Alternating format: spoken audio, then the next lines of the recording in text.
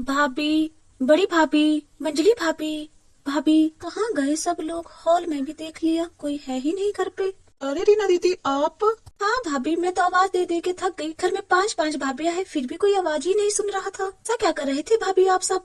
अरे दीदी बस अभी अभी काम करके फ्री हुई। मैं सोच रही थी अब तो आराम करने का बस। और आपकी दो भाभियां तो जो है ना वो मायके गई है। मंझली वाली भाभी छत पर है, बड़ी वाली भाभी पास वाले कमरे में सो रही है।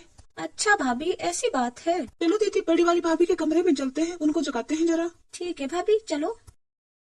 भाभी देखो तो कौन आया है। अरे क्या हो गया? अरे भाभी कैसे हो? आराम कर रहे थे क्या? अरे दीदी, आप किसके यहाँ आए हो? कौन सी भाभी ने बुला दिया आपको यहाँ पर? हमें तो कानो कान खबर ही नहीं हुई कि आप आ रहे हो। भाभी, मुझे वो छोटी वाली भाभी ने बुलाया था, और हाँ, भाई साहब ने भी बुलाया था। कह रही थी आ जाओ, 5-7 दिन रह जाओ यहाँ पे, तब मैं आ गई। लेकिन दीदी वो तो मायके गई हुई है और कुछ दिनों बाद ही आएगी। रुको मैं फोन करके पता करती हूँ जरा। हेलो कांता, तूने बुलाया था दीदी को यहाँ पे? फिर तो खुद मायके चली गई। वो तो बड़ा सा बैग भी लेके आए हैं, हॉल में है उनका बैग रखा हुआ। तो रुकने के लिए आए होगे, ऐसे कैसे कर दिया तूने? चल वो तो हम देख लेंगे अपने हिसाब से, क्या करना है क्या नहीं। भाभी वो तो कह रही है दीदी को मायके से जाने के लिए कहे तो फिर आ जाएंगे ये, वो तो नहीं आने वाली अभी। ठीक है, भेज देते हैं इनको अपने ससुराल वापिस। अब जिसने बुलाया वो खुद ही कह रही है जाने को। देखो भैया, बहन बेटियों को घर पर सोच समझ के बुलाना पड़ता है। लेन देन का भी होता है फिर करने का, ऐसे ही नहीं बुलाया जाता। 100 बार सोचना पड़ता है दीदी। अब आप तो आ गई इतना बड़ा बैग उठा के। मैं तो आपको बस तीज त्योहार पर ही बुलाती हूँ, एक दिन के लिए। अब हमारा इतना बड़ा परिवार है, एक एक कमरे तो हिस्से में आता है। आप उस लाएंगे भी कहाँ भला हम? वो छोटी वाली मायके जाकर बैठ गई, अपना पल्ला तो उसने झाड़ लिया। रोटी देखा तो किचन में जरा है, तो इनको दे देंगे, एक दो रोटी पड़ी हो तो। अब रोटी तो मंजली वाली ही बनाती है, चलो मैं देख के आती हूँ जरा। देखो दीदी, मैं तो जो है ना सारी गलती आपकी ही मानती हूँ। आपको ना फोन करके आना चाहिए था पहले ही, या तो फिर हमारे जैसे बन जाओ, बुलाओ ही मत बस। भाभी रोटी तो नहीं बची है किचन में। अब क्या है ना, हम तो हिसाब से ही बनाते हैं ना खाना। तो वो अभी तो मेरी बारी भी नहीं है खाना बनाने की। मेरी बारी तो आज रात की है खाना बनाने की। अच्छा, सही कह रही है तू। अरे दीदी देख लो, अब आपकी गलती के कारण ना घर के 10 लोगों में क्लेश होगा बिना मतलब का। वो एक भाई जो है आपका हितैषी बनता है, कहेगा आपको रख लो। अब इतनी महंगाई में हम कैसे रख ले? पता है आजकल सब्जी भी 50-60 रुपए किलो है, तो कौन ही रख लेगा आपको? अब किसके यहाँ रुकोगे आप भला? अभी ना दीदी, थोड़ा समझदार बनने की कोशिश करो। अरे कॉल ही कर लेते भाभी को, तब आते। अब आजकल इतनी महंगाई का जमाना हो रखा है। अब आप तो इतना बड़ा बैग उठा के आए हो, अब आपको वापस ही जाना पड़ेगा। हम भी क्या करें? मैंने तो आपको 3 महीने पहले ही बुलाया था, तब एक साड़ी भी दी थी आपको। सारी गलती आपकी है दीदी। अब ससुराल में भी क्या मुंह लेके जाओगे? आप क्या कहोगे अपनी सास को भला? चल रक्षा, तो ऐसा कर, चाय पानी देख ली दीदी का। जी बिठा दीदी को हॉल में। ठीक है मैं चाय बना देती हूँ दीदी के लिए। चलो दीदी नीचे चलते हैं, हॉल में बैठते हैं नीचे। तू रुक जरा 1 मिनट। ओ भाभी क्या हुआ? अरे तो उसे ज्यादा मुंह मत लगा, ठीक है ना? कुछ इसमें ज्यादा ही घुस रही है, ठीक है ना? फिर यही पसार देगी अपने पाँव। मैं तो कह रही हूँ अपना पल्ला झाड़ दे, ठीक है? अरे भाभी तो क्या करे, अब बुलाया तो छोटी वाली ने था, ये आ गई है, अब करे भी तो क्या करे। अरे अब ये इतना बड़ा बैग लेके आई, अगर ये 10-12 दिन रुकेगी तो क्या तू रख लेगी? कल को इसके पीछे पीछे इसके बच्चे भी आ जाएंगे, मामी करते करते हुए, मामी मामी। बाकी तू देख ले, फिर भी तुझे रखना है तो। मैं तो अपना पल्ला झाड़ रही हूँ, साफ साफ सही कह रही हूँ मैं। अगर छोटी भाभी को मायके जाना ही था तो मुझे बुलाया ही क्यों? और अब फोन पर कह रही है कि मुझे वापस भेज दे। अरे ऐसे कैसे वापस चली जाऊंगी मैं अपने ससुराल? और ये दोनों भाभियां ना जाने क्या खुसर खुसर कर रही है। इनका भी मन नहीं है मुझे रखने का। मैं तो बिना बुलाए आते भी नहीं, मुझे तो बुलाया गया इसलिए मैं आई। गलती मेरी ही है, मुझे भी फोन करके पूछ लेना चाहिए था भाभी से। अरे भाभी बुलाती भी तो मैं सिर्फ दीदी को होली और दिवाली पर ही थी, 2 रातों को बुलाती थी। अभी इतना बड़ा बैग लेके आई, लगता है 10-12 दिन रुकने के इरादे से आई है। वही तो, 10-12 दिन के बहाने पूरा महीना रुकेगी, इतना भी क्या? अरे रोज रोज आने लगेगी फिर। जब तक माँ बाप थे तब तक ठीक था, अब इतना भी क्या आना मायके रोज रोज? हाँ भाभी वैसे ऊपर से घर पर जगह भी नहीं है, एक एक रूम है। और वो छोटी वाली तो दोनों ताला लगा के गई है अपने रूम में। एक ही तो हॉल है हमारे पास पड़ा हुआ नीचे खाली, अब उसमें क्या क्या करे, लोगों को बिठाए कि सुलाए। देख ले, कल को तू इतना मन लगाएगी ना तो अपने बच्चों की शादी में भी ये तुझे ही आगे खड़ा करेगी। तुझे सारा खर्चा करना पड़ेगा, और तेरा पति तो इतना कमाता भी नहीं है, तो कैसे करेगी फिर? सोच ले, तू तो खुद भी मायके के कपड़ों पर जी रही है अपने। यहाँ तो तेरे पति की कमाई ही क्या है भला? अरे भाभी तो मैं क्या करूँ, मैंने तो अब शुरू से ही बातें करना शुरू कर दिया, इनके साथ मन लगा दिया। अब मैं क्या करूँ, आप ही बताइए मुझे, कुछ क्या करना चाहिए मुझे। अरे करना क्या है, सर दर्द का बहाना लगा दे इसके सामने। चलो भाभी मैं एक काम करती हूँ, फिर चाय बना के दे देती हूँ, उसके बाद सर दर्द का बहाना बना के सोने चली जाऊंगी मैं अपने कमरे में। मेरी बला से तू चाय पिला, चाहे वाई पिला, सेवा कर, चाहे मेवा दे, मैं तो सो रही हूँ भाई। तो ठीक है भाभी आप भी सो जाओ, मैं भी चाय बना के सो जाऊंगी, देख लेंगी फिर ये, इन्हें क्या करना है खुद ही। मेरी वजह से तो भाभीयों में आपस में लड़ाई ही होने लग गई है। कहने को तो इस घर में मेरे 5 भाई है, 5 भाभी है, लेकिन लग रहा है कोई भी अपना नहीं है। अरे ये तो मुझे 2 रोटी को लेकर भी लड़ने लग गए। मुझे तो भूख सी भी बहुत लग रही है, लेकिन मैं ऐसे कैसे चले जाऊँ किचन में, फिर तो ये बुरा ही मान जाएंगे। चलो छोड़ो, रात को ही खा लूंगी फिर खाना। मंजरी भाभी के पास भी क्या ही जाऊँ मैं छत पर, वो तो मुझसे सीधे मुंह बात तक नहीं करती कभी भी। और आज तो ये दोनों भाभियां भी बिल्कुल मुंह नहीं लगाना चाह रही मुझे। छोटी भाभी ने अच्छा फंसाया मुझे आज। अब छोटी भाभी खुद तो मायके जाके बैठ गई है, लेकिन वो भी तो मायके गई है ना, उन्हें भी तो मायके जाना अच्छा लगता है ना। तो मेरे बारे में भी ये भाभी ऐसा क्यों नहीं सोचती? मुझे तो लगता है ना 5 भाभियां मिली हुई है, वरना भला ऐसे कैसे हो सकता है कि मेरे आने का मालूम ही नहीं हो किसी को। कहने को मेरे 5 भाई है, लेकिन कोई भी काम का नहीं है। अरे अब ससुराल भी कैसे चली जाऊं मैं वापस? क्या बोलूंगी सास को? सास क्या कहेगी कि तेरी 5 भाभियों में से किसी ने तेरा कोई स्वागत नहीं किया। सास को तो मौका मिल जाएगा मुझे ताने सुनाने का एक और। बेइज्जती हो जाएगी मेरी बिना मतलब से ही। ना जाने ये भाभियां मेरे साथ ऐसा व्यवहार क्यों कर रही है, क्यों नहीं समझ रही है मुझे।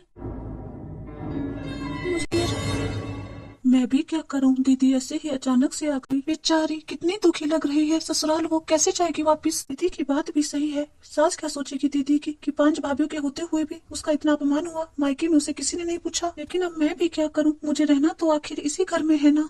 वैसे देखा जाए तो छोटी वाली दोनों तो सीधे मुंह मुझसे बात भी नहीं करती है। अरे मेरी तबीयत भी खराब हो जाती है तभी वो मुझे नहीं पूछती कभी भी। बहन बेटियां तो वैसे काम ही आती है। और मेरी मम्मी तो हमेशा कहती है कि बहन बेटियों की सेवा करनी चाहिए, घर पर बरकत होती है, बरकत। दीदी आप यहाँ बैठे हो, मैं तो आपको अंदर देख रही थी हॉल में। हाँ भाभी, बस वो अंदर थोड़ी जी सा घबरा रहा था, फिर इतनी गर्मी भी हो रखी है ना, तो मैं आ गई यहीं बाहर बैठने लॉबी में। ये लो दीदी पानी पियो। दीदी आपको भूख भी लगी होगी ना, पानी पियो, तब तक आती हूँ मैं। मेरी 2 रोटी के लिए भी इतना सोचना पड़ रहा है। अरे भाभी में तो आपस में कलेश ही हो गया। इतना अपमान तो किसी भिखारी का भी नहीं होता, उसे भी आराम से 1 रोटी दे दी जाती है। मेरी ही गलती है, मुझे फोन करके आना चाहिए था। ऐसे ही क्यों आ गई मैं? लेकिन मैं भी क्या करती, भाभी ने इतनी प्यारी प्यारी बातें की फोन पर तो, और खुद चली गई मायके। इतना दिखा रही थी आ जाओ दीदी, आ जाओ दीदी। ये कहते हैं लोग माँ बाप से ही मायका होता है, माँ बाप के जाने के बाद तो सब पराये हो जाते हैं। मैंने तुझे सोने को कहा था और तू उसकी सेवा में लगी है। और ये नई साड़ी लेके कहाँ जा रही है? अरे भाभी अब ऐसे कैसे ही सो जाऊं, वो भूखी प्यासी बैठी है बाहर। मुझे तो जो है ना दया सी आ रही है उनपे। मैं तो कह रही हूँ आप भी सोच लो एक बार, और 2 दिन मैं रख लेती हूँ, 2 दिन आप रख लेना उनको अपने पास। अरे तू रखेगी तो 10-20 रुपए हमें भी देने ही पड़ेंगे मजबूरी में। तू ही रख ले, मुझे तो रखने का कोई शौक नहीं है। अभी आप बड़े हो फिर भी मना कर रहे हो। चलो कोई ना, मैं ही रख लूंगी 4 दिन। अब आज तो कैसे ही वापस भेज दे उनको। अरे ससुराल में उनकी सास भी क्या कहेगी, बेइज्जती हो जाएगी। बेचारी दीदी अपने मायके में 2 रोटी के लिए तरस रही है। हमने तो कह दिया आज इसकी ड्यूटी है खाना बनाने की, आज इसकी है, हमने तो बहाने बना दिए। वो बाहर बैठी है भूखी प्यासी। तुझे बड़ा तरस आ रहा है अपनी दीदी पे। अरे गेट पे कई भूखे प्यासे आते तो क्या सबके लिए गेट खोल देगी तू? बता रही हूँ तुझे मैं, ज्यादा मुंह लगाएगी ना तो अपने पाँव इसी घर में पसार लेगी वो। तुझसे बड़ी हूँ मैं, अपने तजुर्बे से कह रही हूँ। मेरी बात मान ले, वरना बाद में बहुत पछताना पड़ेगा तुझे। भाभी आप एक बार सोच के तो देखो कैसा लगेगा। अरे 5-5 भाभियां है, हम लोग क्या कहेंगे, समाज क्या कहेंगे, दीदी के ससुराल वाले क्या सोचेंगे हमारे बारे में। 5-5 भाभियां है फिर भी कोई नहीं पूछ रहा। अब भाभी आप भी जब मायके जाते हो, आपकी छोटी वाली भाभी आपको मुंह नहीं लगाती तो आप भी मेरे पास बताते हो ना कि आपको कितना बुरा लगता है। तो जरा दीदी के बारे में भी तो सोचो ना। अरे दीदी को भी तो कितना बुरा लगेगा कि उनकी 5-5 भाभियां है फिर भी उन्हें कोई नहीं पूछ रहा, एक भी भाभी उनसे नहीं बात कर रही। चलो ठीक है भाभी, जैसा आपको सही लगे आप वो करो, मैं वो करती हूँ जो मुझे ठीक लगेगा। ठीक है, जैसा तुझे ठीक लगे वो कर तू। और हाँ एक बात और, आज तू मेरे मायके की बात ले आई, लेकिन आइंदा से कभी मेरे मायके को मत लाना बीच में, ठीक है?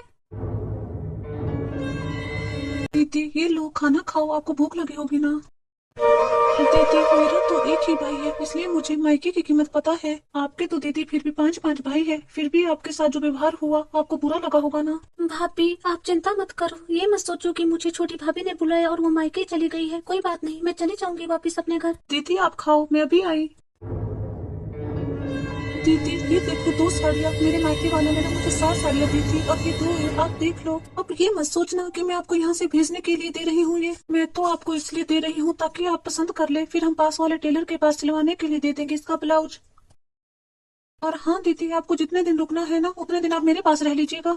आप अपने ससुराल में 14-15 दिन जितना भी कह के आए हैं ना उतने दिन मेरे पास रुक जाइए। है अभी आपकी एक भाभी। भाभी मैं तो जाने का सोच रही थी। दीदी आप जो है ना मुझे माफ कर दीजिए। क्या है ना, मैं जेठानी जी के बहकावे में आ गई थी। कहने लगी आपके 4-4 बच्चे हैं, कल को शादी को भी मुझे ही खर्चा करना पड़ेगा फिर सारा। दीदी अब कल की कल देखी जाएगी, अभी तो बच्चे बहुत छोटे हैं। और आप बच्चे साथ क्यों नहीं लाए? आप जो है ना फोन कर दो, बुला लो बच्चे को, कोई प्रॉब्लम नहीं है, वो भी रह लेंगे यहाँ साथ में। अरे भाभी, लेन देन का तो मेरा स्वभाव ही नहीं है, मैं तो ये सब सोचती भी नहीं। आपको बात पे खर्चा करने की कोई जरूरत नहीं है इतनी, आप तो बस आंगन में खड़े हो जाना प्यार से। दीदी आपकी बात भी सही है, मैंने तो खुद को आपकी जगह पर रखकर सोचा। अब दीदी भाई 5 हो, 1 हो, 10 हो, बस मान सम्मान तो होना चाहिए ना। अब मैं 5 भाइयों को तो बदल नहीं सकती, लेकिन हाँ दीदी, आपके लिए मायके के दरवाजे हमेशा खुले हैं। आप जब चाहो यहाँ आ सकती हो, ठीक है? मैं जो है ना आपका सामान अपनी अलमारी में ही लगा देती हूँ। शाम के टाइम दोनों ननद भाभी जो है ना बाजार जाएंगे आपका ब्लाउज लाने, और हाँ रात को खाना भी मिलके बनाएंगे हम आपकी पसंद का। ठीक है भाभी। हाँ तो दीदी आप जो है ना थोड़ा रेस्ट कर लो अब, ठीक है? फिर बाद में सो के उठ के करते हैं बातें, खूब ढेर सारी बातें करेंगे, थक भी गए होंगे आप, ठीक है? ठीक है भाभी। देवर जी तो कितना कम कमाते हैं, उनकी तो कोई कमाई ही नहीं है, फिर भी लगी पड़ी है वो उसके पीछे। अब मैं भी क्या करूं, पता नहीं मैं भी इतना क्यों सोच रही हूँ। वो सिर्फ आज का सोच रही है, 15 साल के बाद का नहीं सोच रही कि तब कितना ज्यादा खर्चा होगा। अरे बहन बेटी घर में कुछ लेने ही थोड़ी आती है। अब देखो भाभी ने इतने प्यार से बात की, कितना अच्छा लगा मुझे। अगर वो पहले ही कर देती ना ये, तो बात इतनी बढ़ती ही नहीं। अगर बड़ी भाभी भी अच्छे से बात कर लेते ना तो अच्छा लगता, लेकिन चलो कोई नहीं, कम से कम एक भैया भाभी तो है जो अच्छे हैं। मैं तो अब भाभी के इस कमरे में जाकर कपड़े बदल लेती हूँ, उफ गर्मी से बुरी हालत हो रखी है। दीदी मैं सोच रही हूँ आज शाम के लिए सब्जी ही बना देती हूँ फिर मिक्स। ठीक है भाभी।